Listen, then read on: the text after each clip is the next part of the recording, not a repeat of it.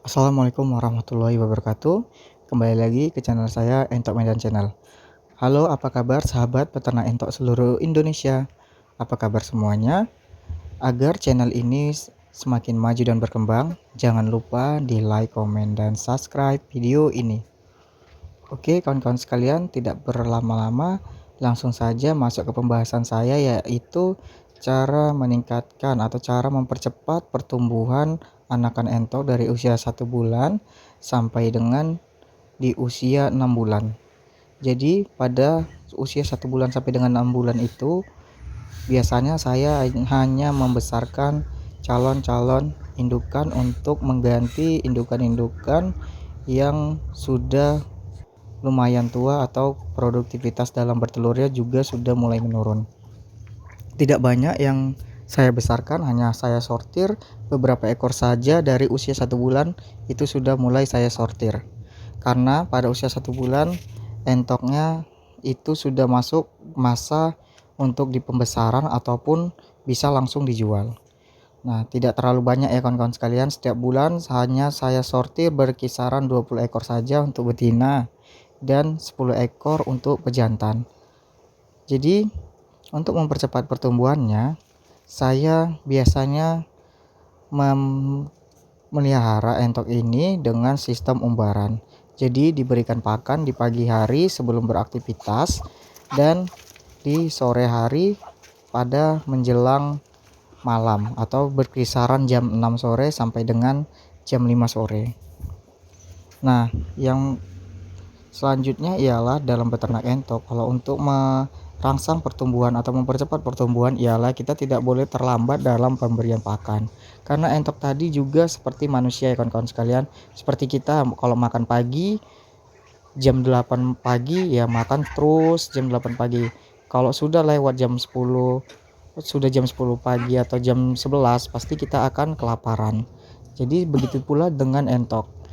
Iya, kita berikan pakan di jam 8 atau jam 7 terus setiap hari, tidak boleh berubah-ubah dalam pemberian pakan.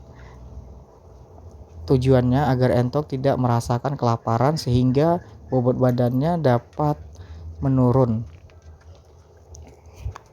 Selanjutnya, setelah kita sudah teratur dalam pemberian pakan, sekarang kita harus selalu memperhatikan minuman entok. Minuman entok tidak perlu selalu tersedia di area kandang karena dapat menyebabkan becek di seluruh area kandang. Lebih baik pemberian minum entok itu pada sebelum ia makan. Sebelum ia makan pagi itu sudah kita berikan minum, lalu diberhentikan minumnya. Kita tidak boleh menambah tempat minuman entok. Biarkan tempat minuman entok tadi sampai di siang hari, baru kita ganti air minum. Di siang hari itu kita habiskan air minumnya, kita buang saja dari tempat minuman entoknya. Nah, itu kita puasakan minum sampai di sore hari sebelum ia makan.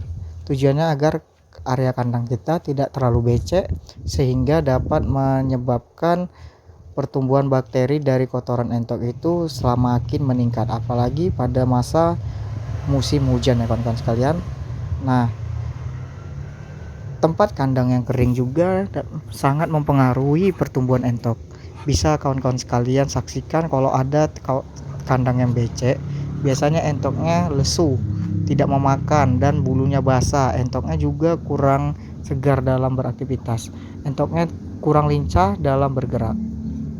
Nah, entok yang ada di video ini sudah kenyang ya kawan-kawan sekalian. Jadi biasanya kalau entok saya itu kenyang, dia akan lebih banyak beristirahat di tempat yang berteduh atau tempat yang tidak terkena sinar matahari. Karena area kandang pada jam segini itu sangat panas. Nah, bisa dilihat ya, entoknya juga gemuk-gemuk dan sehat-sehat. Biasanya pada jam 12 siang entok ini lebih banyak berdiam diri atau sebagian ada yang bertelur maupun mengeram. Jadi yang pertama tadi ialah pemberian pakan yang harus teratur serta pemberian minum yang memiliki jadwal sehingga entok tadi tahu jam makan seperti biasanya. Serta area kandang harus selalu kering seperti yang ada di video ini. Mau di sudut kandang manapun, tekstur tanah selalu kering. Karena saya memilih tempat kandang yang terkena sinar matahari secara langsung. Nah, langkah selanjutnya untuk mempercepat pertumbuhan ialah entoknya kita buat di sistem umbaran. Jadi entoknya itu banyak bergerak, tidak banyak tidur kawan-kawan sekalian. Entoknya memiliki kandang yang luas sehingga ia banyak bergerak dan pertumbuhan daging dan ototnya itu bagus, berbanding jauh dengan entok yang hanya berdiam diri di kandang, kita kasih makan minum saja. Dan entok juga badan dan dagingnya juga keras dan padat ya kawan-kawan sekalian, sehingga bobot badannya juga itu berat. Pada saat kita jual, kita dapat menghasilkan keuntungan lebih besar daripada entok yang kita besarkan di dalam kandang saja. Nah, kandang yang luas juga dapat menyegarkan pikiran entok, atau entok tidak mudah stres ya kawan-kawan sekalian, karena kandangnya luas, sehingga ia dapat berjalan-jalan di area kandang kita yang luas serta terbang kemana ia bisa jalan. Langkah selanjutnya ialah pemberian pakan yang memiliki protein tinggi serta serat. Protein yang tinggi yang sudah saya jelaskan di video-video saya sebelumnya, saya dapatkan dari insang lele maupun ikan-ikan yang sudah tidak terpakai di area pajak. Kalau di Medan namanya pajak ya kawan-kawan sekalian, tapi kalau untuk kawan-kawan sekalian yang di daerah Jawa namanya pasar, itu tempat untuk belanja. Nah, di situ saya mengumpulkan dari mulai sayur-sayuran yang sudah tidak terpakai atau kurang layak untuk dikonsumsi manusia, itu saya kumpulkan, saya masukkan ke dalam goni, berkisaran 1 goni per harinya. Tapi saya hanya mengambil 2 hari sekali ya kawan-kawan sekalian, 2 hari sekali 1 goni untuk sayur-sayuran. Dan untuk insang lele itu setiap hari kawan-kawan. Jadi perharinya itu bisa dapat 6 kilo sampai dengan 10 kg untuk di insang lelenya aja. Jadi pakan itu saya campur padukan dengan sedikit dedak padi yang paling kualitasnya paling buruk kawan-kawan sekalian, sehingga dapat menghemat pakan. Di sini pakannya berkisaran di harga 1.200 untuk dedak padi yang kualitasnya paling buruk. Nah, setelah itu saya campur padukan dengan roti giling. Biasanya di sini roti BS itu yang di pasar-pasar dikutip, sama ada di sini tempat-tempat pembuatan pakan untuk didaur ulang. Roti gilingnya tadi digiling, dijemur hingga kering. Nah, itu jadi pakan tambahan atau pakan alternatif yang murah meriah, sehingga kita dapat mengenakan kos pakan.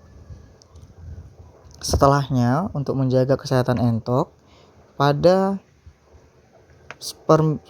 musim hujan ataupun 2 minggu sekali itu saya memberikan jamuan.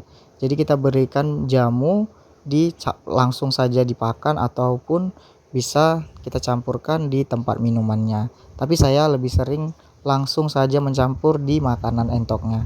Kalau di makanan ia bisa tersamar, jadi entoknya tidak tahu kalau makanannya itu dicampur dengan jamu.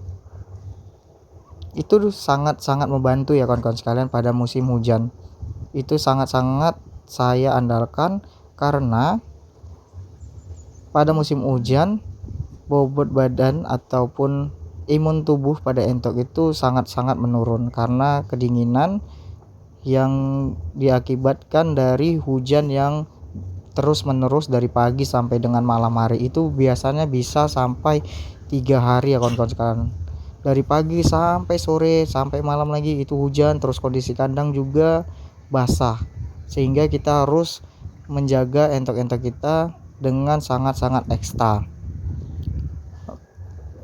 Jadi itulah cara saya untuk meningkatkan bobot badan atau mempercepat pertumbuhan entok. Oke, sekian dulu dari channel Entok Medan. Assalamualaikum warahmatullahi wabarakatuh.